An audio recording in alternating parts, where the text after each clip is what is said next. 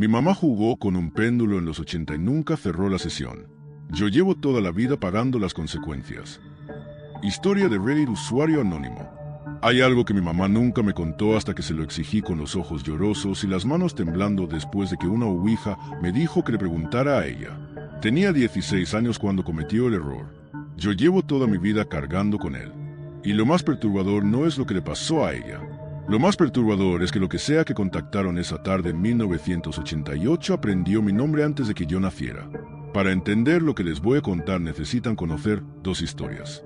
La de mi mamá primero, la mía después, porque son la misma historia, solo que separadas por el tiempo que existe entre una generación y la siguiente. Mi mamá se llama Sandra. Creció en los años 80, en un barrio donde las casas estaban pegadas unas a otras y todo el mundo conocía a todo el mundo. Era de esas épocas donde los adolescentes se aburrían de manera diferente a como nos aburrimos ahora. Sin celulares, sin redes sociales, con demasiado tiempo libre y demasiada curiosidad.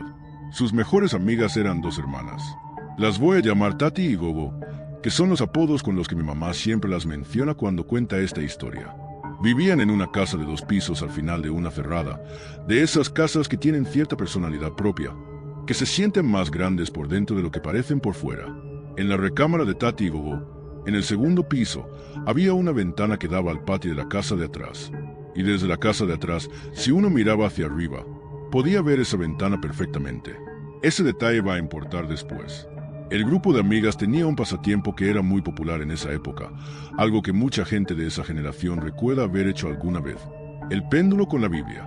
Si no conocen el juego, es básicamente lo mismo que una ouija pero con un péndulo que se balancea sobre las páginas del libro para señalar letras o responder sí no. La idea detrás es la misma. Contactar algo, hacer preguntas, recibir respuestas. Mi mamá me dice que en su primer intento contactaron a alguien que se identificó como Leo. Y Leo, por lo que ella describe, era entretenido. Respondía bien, era consistente, parecía tener personalidad propia. Las preguntas que le hacían eran de adolescentes. Si tal chico le gustaba a tal amiga, si iban a pasar el examen de matemáticas, si el verano iba a ser bueno. Cosas sin peso, sin consecuencia. El tipo de preguntas que uno hace cuando todavía no entiende que las puertas que se abren no siempre se abren solo para lo que uno invita. Siempre cerraban la sesión al terminar. Eso lo hacían bien. Mi mamá lo menciona específicamente, con ese tono de quien sabe en retrospectiva cuál fue el error y quiere dejar claro que no era ese. Hasta que un día lo fue. Era una tarde normal. Mi mamá fue a casa de Tati y Gogo como tantas otras veces. Sacaron el péndulo, abrieron la Biblia, comenzaron el juego. Leo respondió como siempre. No sé cuánto tiempo llevaban cuando la madre de Tati y Gogo subió las escaleras. Mi mamá describe que la escucharon llegar de lejos porque subía rápido y los pasos tenían un peso diferente al de alguien que simplemente sube a llamarlas a cenar. Era el sonido de alguien que viene con urgencia, con algo que no puede esperar. Entraron en pánico. Metieron todo bajo la cama. Fingieron estar estudiando. La señora entró sin tocar y las miró. Y según mi mamá, lo primero que dijo no fue una pregunta sino un grito. ¿Qué es lo que están haciendo? Pero lo que siguió no fue el regaño que esperaban por estar jugando con cosas que sus madres no aprobaban. Lo que siguió fue esto. La vecina de la casa de atrás, la que podía ver la ventana del cuarto de Tati y Gogo desde su patio, había subido corriendo también, casi al mismo tiempo, porque su hija, una niña de 2 años, estaba jugando sola en el patio cuando empezó a mirar hacia arriba, hacia esa ventana, y la niña empezó a decir que había alguien ahí llamándola. Un niño, decía, pálido, con los ojos negros, completamente negros, sin blanco ni iris, diciéndole que subiera a jugar con él. La ventana desde donde supuestamente aparecía ese niño era exactamente la del cuarto donde mi mamá y sus amigas estaban jugando con Leo.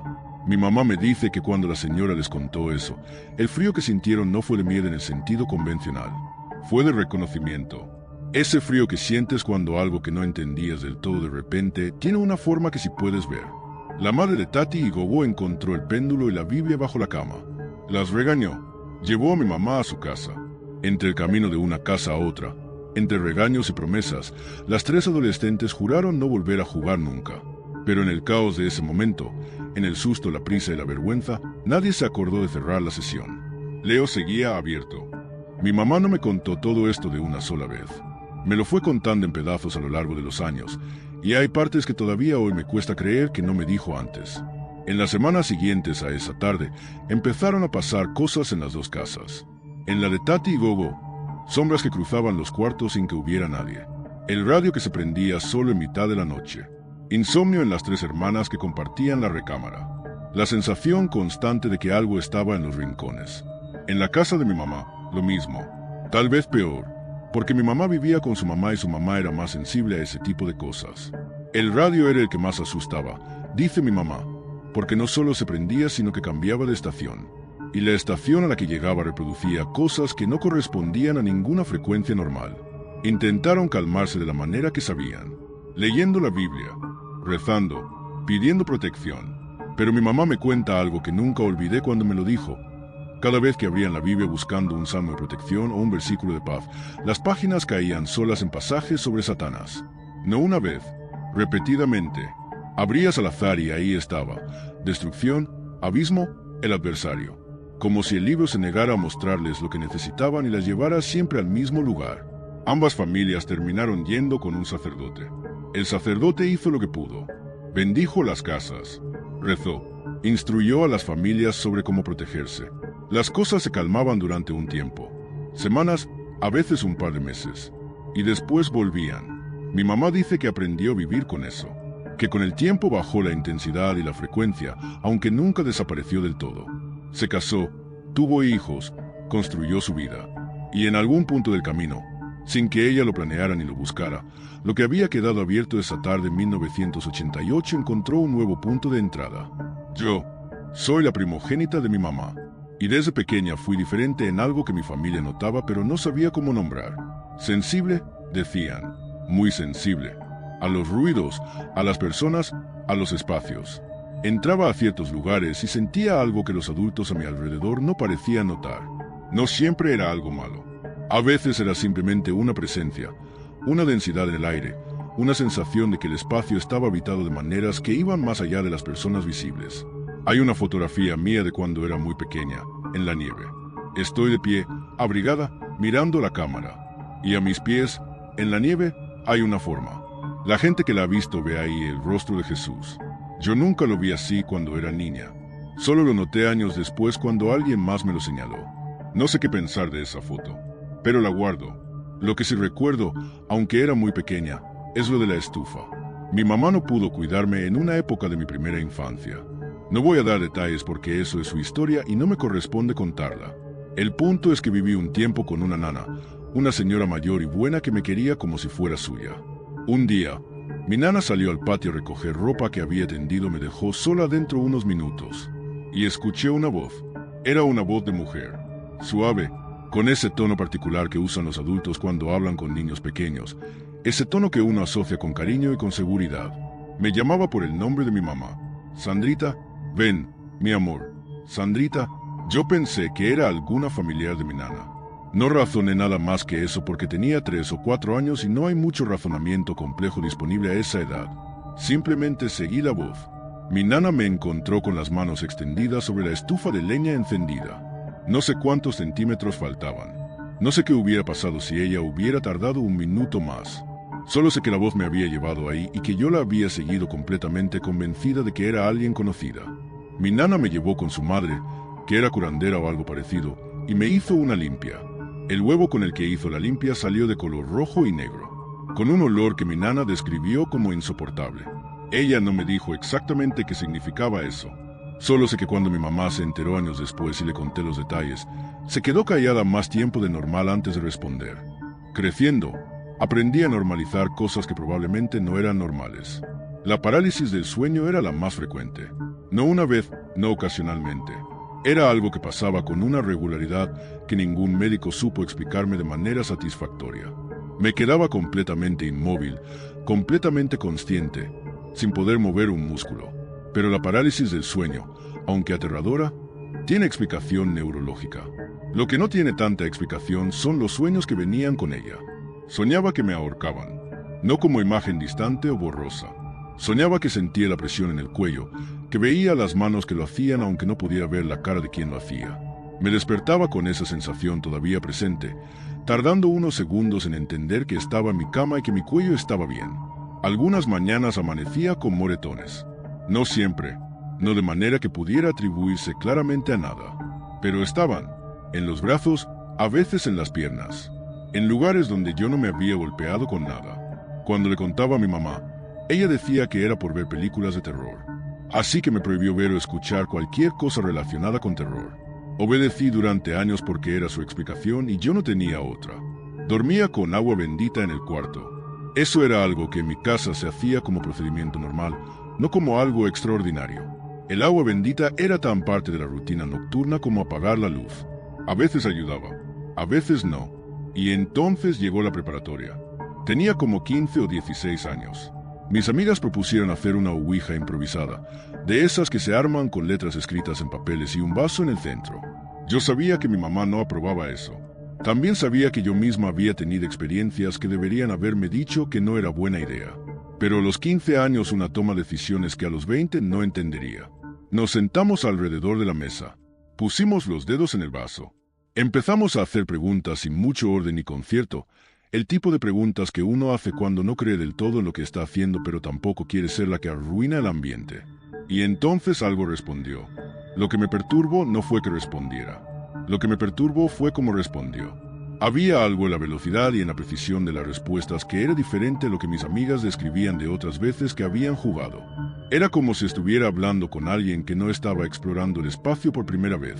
Alguien que ya conocía el lugar, que ya me conocía a mí. Le pregunté quién era, y el vaso fue hacia las letras que deletreaban una respuesta que no era un nombre.